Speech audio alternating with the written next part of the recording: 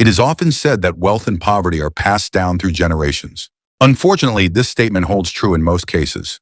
The children of the wealthy are highly likely to live as the wealthy, and the children of the poor are likely to remain poor. Is this simply because they start from different places? That is certainly part of the answer. But there is a far more crucial reason at play. That reason is habit. The frightening reality of poverty is that it's not just the financial state itself that is inherited. It is the poverty mindset and the habits of the poor that are also passed down. The wealthy pass on the habits of wealth to their children. The poor pass on the habits of poverty. This is why the existing gap, already significant, inevitably grows larger with each passing generation.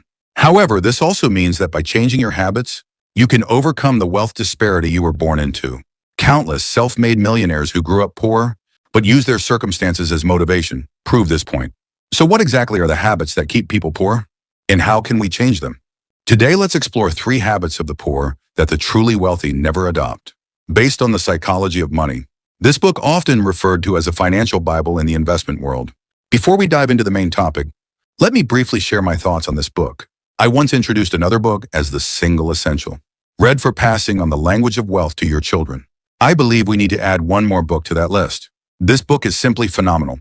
I am confident it is the kind of book that will profoundly shake not only your financial perspective, but also your entire outlook on life. You should be excited about what is to come. Let's begin the psychology of money and explore why you may not have become wealthy yet. First, they are unwilling to pay the price. People who struggle financially are often unwilling to pay the necessary price. In life, we must pay a fair price for whatever we acquire. If you buy a house, you pay the mortgage. If you buy a car, you make the installment payments. If you go on vacation, you pay for accommodation and food. It's common sense. And the better you want something to be, the greater the price you must pay. However, while they readily accept paying for goods and services, the poor are unwilling to pay the price required to become wealthy. The price needed to build wealth includes the patience to endure market volatility and uncertainty, the fear you feel during those uncertain times, the regret over past mistakes, and the effort and discipline required to study investing and save up capital. Those with a poverty mindset dislike risk and volatility. They also dislike making an effort. Therefore, they are reluctant to take investment risks. They either do nothing, clinging to the vague, hope that things will just get better someday, or they rush into ill-advised investments based on secondhand advice without putting in the work to study properly and ultimately suffer losses. Attempting to take possession of an item without paying for it is theft. Likewise, wanting a better life and greater wealth without putting in the effort or taking any risk is a sense of entitlement. The biggest difference between the wealthy and the poor is this. The wealthy willingly pay the fee for greater wealth. The poor, on the other hand, try to get something for nothing, or end up possessing nothing because they are unwilling to pay the fee. Volatility is almost always a fee, not a fine, in investing. Market returns are never free and never will be. They demand a price just like every other commodity. If you desire something, be willing to pay the price that comes with it. This is the mindset and habit of the wealthy. It is ironic that the wealthy spend far more time studying finance and focusing on investments than the poor, who actually need the money more urgently.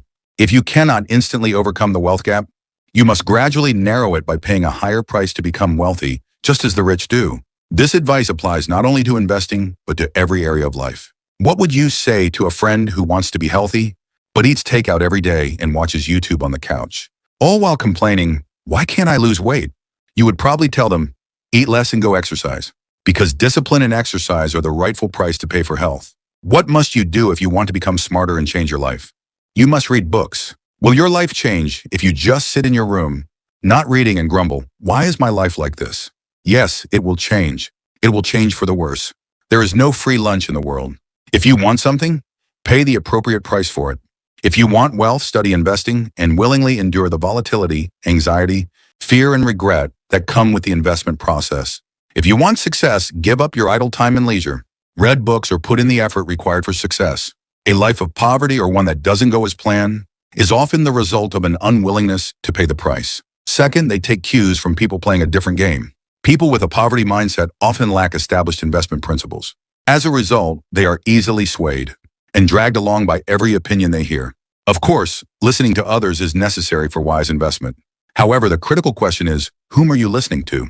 Investors unknowingly take cues from investors, playing a different game than they are. To make this easy to understand, let's imagine the stock price of a company is $60. Is this expensive or cheap? What do you think? I would consider it cheap. At the very least, the speculative bubble has burst. And while it might drop further in the short term, looking ahead 10 years, I believe the long-term outlook for the company is bright.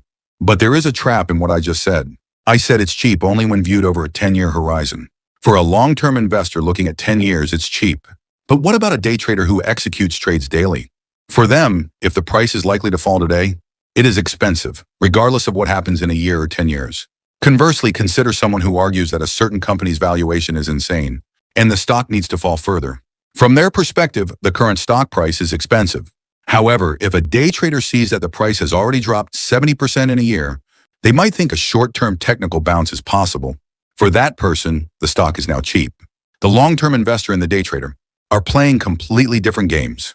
When day traders rush in, thinking a stock is too cheap, the price naturally rises. If a long-term investor feels anxiety, watching the price skyrocket and eventually jumps in, the traders finish their game and exit. The opposite is also true. You need profit within a month, but you follow others who say this company will dominate in 10 years and go all in on a speculative stock. You will never achieve investment success or become wealthy. If you are swayed by people who are playing a different game than you are, the wealthy know exactly what game they are playing. They selectively gather information that supports their game, building their conviction. They are not shaken by self-proclaimed stock experts on YouTube who pull up short-term charts and talk about technical bounces, support levels, or market corrections. If they bought a stock expecting it to quintuple in 10 years, it doesn't matter if the price goes up or down 5% today. This applies to life outside of investing too. In the workplace, some employees aim to become an executive or CEO at the company, while others plan to change jobs soon. What happens if the goal-oriented employee starts slacking off and preparing to switch jobs? Just because the employee is planning to leave or doing so? It is simply insanity to want success and wealth. But follow the game of YOLO, you only live once, spending, traveling, and idling away time. Well, you can never win a game. If you follow people whose goals and rules are different from your own, what game are you currently playing? The most important thing about money is understanding your time horizon and not being persuaded by the actions of people playing a different game than you are. Devote extraordinary effort to figuring out what game you are playing. You will be amazed at how few people do. Third, they are driven by greed. The poor are often more greedy than the wealthy. Here, greed refers to the desire to look wealthy. Truly wealthy people don't need to look rich. Warren Buffett has lived in the same modest house for over 60 years. There is no one who can argue that Buffett is not wealthy just because he lives in a modest home. Genuine wealth means they don't need to force themselves to buy a good house, expensive car, or designer bag to appear wealthy. While they may use luxury items, they do so not to show off, but simply because they like them and are accustomed to them. The desire to flaunt wealth with luxury homes, expensive cars, and designer goods is often found in the nouveau riche, high-income earners who merely act rich, or those who live beyond their means just to appear wealthy.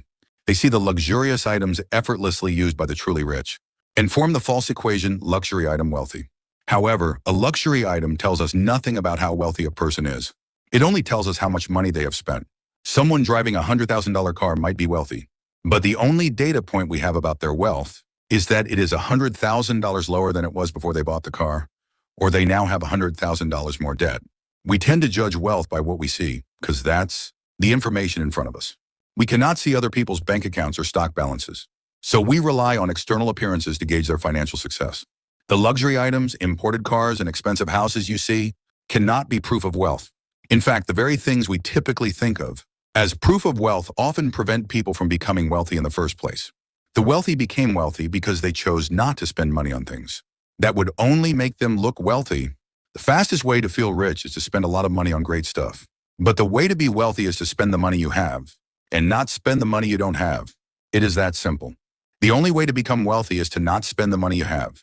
This is not only the sole path to accumulating wealth, it is the very definition of wealth. No matter how much you earn, the only way to become wealthy is to save, invest, and grow your assets without spending the money.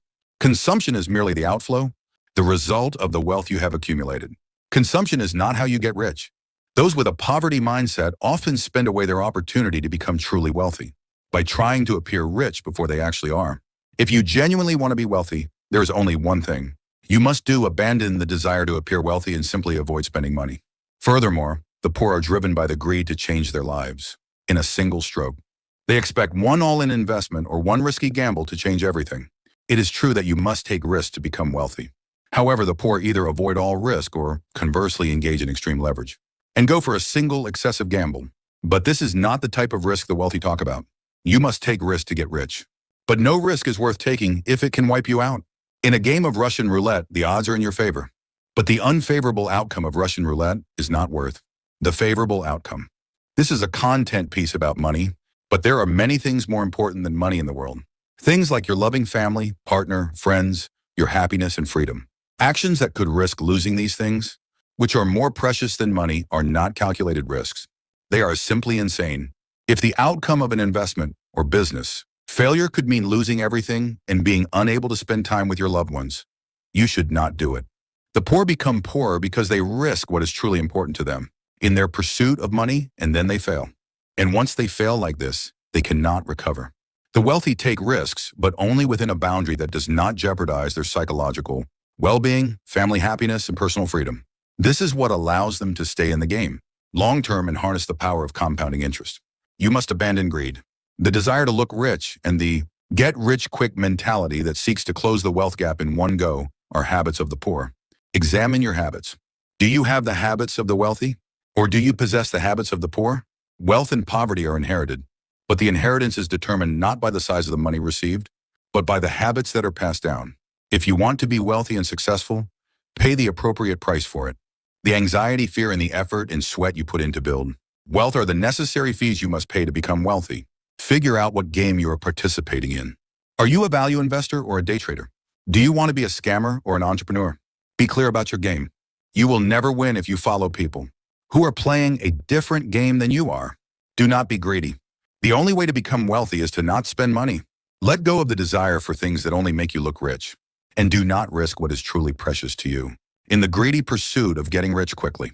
This book, The Psychology of Money, shares 20 other life-changing lessons about money and life. Although many videos have already reviewed this book, I made this video again because the content is truly exceptional. Therefore, I urge everyone to internalize these lessons once more. And I sincerely wish you all great success and wealth. Thank you.